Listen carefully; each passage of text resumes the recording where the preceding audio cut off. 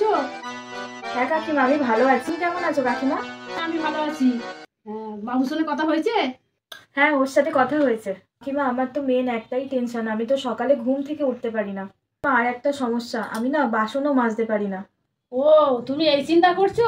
তোমাকে এই চিন্তা করতে হবে না। তুমি বাসনও মাজতে পারো না? ঠিক আছে, যেটুকুনি না পারবে সেটুকুনি আমিই করে নেবো। দেখো, আমি ঘরে কাজের লোক আনতে চাইছি না, আমি একটা ঘরে মেয়ে আনতে চাইছি। তুমি খুব ভালো গো কাকিমা। বিয়ের পরে শাশুড়িটা 5:30 বেজে গেল। এই দোয়েল, 5:30 বেজে গেল, সূর্য যে মাথায় উঠে গেছে, কখন উঠবে? কটা বাজে? দূর, 5:30 বাজে, এখন কে ওঠে? তো ভালো লাগে না। এই কত বাসন রে দোয়েল, বাসনগুলো মেজে ফেলো। এই শাশুড়িটা এত জ্বালা না, সব সময় পেছনে লেগে থাকে।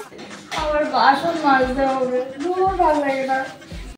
ও মামা, তুমি একদম ঠিক কথা বলেছিলে, ওরা খুব কাজ করাচ্ছে, আমি বাড়ি যাবো।